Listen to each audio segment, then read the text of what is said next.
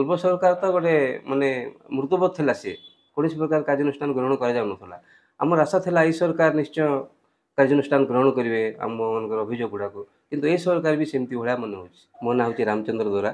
ମୁଁ ଜୟପୁର ସହର ବାସିନ୍ଦା। ଗତ ଜାନୁଆରୀ 6 ତାରିଖରେ ଜିଲ୍ଲାପାଳଙ୍କ ଅଧୀନରେ ଗୋଟେ କାର୍ଯ୍ୟକ୍ରମ ଅନୁଷ୍ଠିତ ହୋଇଥିଲା, ଜନଶୁଣାଣି କାର୍ଯ୍ୟକ୍ରମ।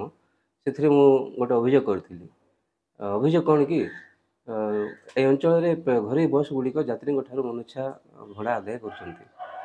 ଯେଉଁ ଜାଗାରେ 30-20 ଟଙ୍କା ନେବା କଥା ସେ ଜାଗାରେ 30 ଟଙ୍କା ନେଉଛନ୍ତି। ଧରନ୍ତୁ ଜୟପୁର ବୋଇପାରଗୁଡ଼ା ଭଡ଼ା ଅଛି 20 ଟଙ୍କା, କିନ୍ତୁ ସେମାନେ 30 ଟଙ୍କା ଭଡ଼ା ଆଦାୟ କରୁଛନ୍ତି ଯାତ୍ରୀଙ୍କ ଠାରୁ ଜବରଦସ୍ତ। ତ ଏ ବିଷୟରେ ମୁଁ କଲେକ୍ଟରଙ୍କୁ ଅଭିଯୋଗ କରିବାରୁ ସେ ଆର୍‌ଟିଓ ମହୋଦୟଙ୍କୁ ଡାକିକି ମୋ କଥାର ତଦନ୍ତ କରିବା ପାଇଁ କହିଲେ। କିନ୍ତୁ ଯେହେତୁ ଏତେ ଦିନ ହେଇଗଲାଣି ଭାବିକି ମୋତେ କୌଣସି ଅଧିକାରୀ ସେ ସମ୍ପର୍କରେ ଏ ବିଷୟରେ ସମ୍ପର୍କ କରିନାହାନ୍ତି। ତ ମୁଁ ଭାବିଲି ଅଭିଯୋଗ କେତେ ଦୂର ଗଲା ବୋଲି ଅନଲାଇନ୍‌ରେ ଚେକ୍ କଲାବେଳକୁ ଆର୍‌ଟିଓ ମହାଶୟ ଲିଖିଛନ୍ତି ସମାଧାନ ହେଇଯାଇଛି ଅଲରେଡ଼ି। କିନ୍ତୁ ମୁଁ ଯେହେତୁ ଅଭିଯୋଗକାରୀ, ମୋ ସହିତ କୌଣସି ଅଧିକାରୀ କୌଣସି ପ୍ରକାର ସମ୍ପର୍କ ସ୍ଥାପନ କରିନାହାନ୍ତି। ଏଇଟା କି ପ୍ରକାର ଫଇସଲା? ମୁଁ ଅଭିଯୋଗକାରୀ ଯେହେତୁ ମୁଁ ଯେଉଁ ଅଭିଯୋଗ କରୁଛି ତା'ର ସମାଧାନ ନିହାତି ଦରକାର। ଏ ବିଷୟରେ ଯେହେତୁ ଜିଲ୍ଲା ପ୍ରଶାସନ କୌଣସି କାର୍ଯ୍ୟାନୁଷ୍ଠାନ ଗ୍ରହଣ କରିନାହାନ୍ତି ଏଯାଏଁ, ତେଣୁ ମୁଁ ଚାହିଁବି ମୁଖ୍ୟମନ୍ତ୍ରୀଙ୍କ କାର୍ଯ୍ୟାଳୟ ଏ ବିଷୟରେ ଟିକେ ତଦନ୍ତ କରୁ ଆଉ ଲୋକଙ୍କୁ ଉଚିତ ନ୍ୟାୟ ପ୍ରଦାନ କରିବା ଦିଗରେ ସହାୟକ ହୁଅନ୍ତୁ।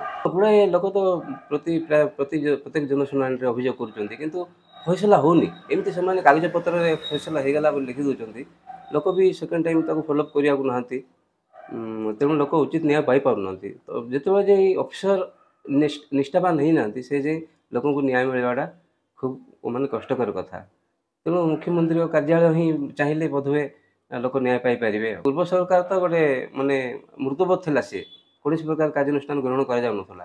ଆମର ଆଶା ଥିଲା ଏଇ ସରକାର ନିଶ୍ଚୟ କାର୍ଯ୍ୟାନୁଷ୍ଠାନ ଗ୍ରହଣ କରିବେ ଆମମାନଙ୍କର ଅଭିଯୋଗ ଗୁଡ଼ାକୁ। କିନ୍ତୁ ଏ ସରକାର ବି ସେମିତି ଭଳିଆ ମନେ ହେଉଛି। ତ ମୁଁ ଚାହିଁବି ମୁଖ୍ୟମନ୍ତ୍ରୀଙ୍କ କାର୍ଯ୍ୟାଳୟ ଏ ଦିଗରେ ଅଧିକ ତଦନ୍ତ କରି ଲୋକଙ୍କୁ ଉଚିତ ନ୍ୟାୟ ପ୍ରଦାନ ଦିଗରେ ହସ୍ତକ୍ଷେପ କରିବା ହେବେ।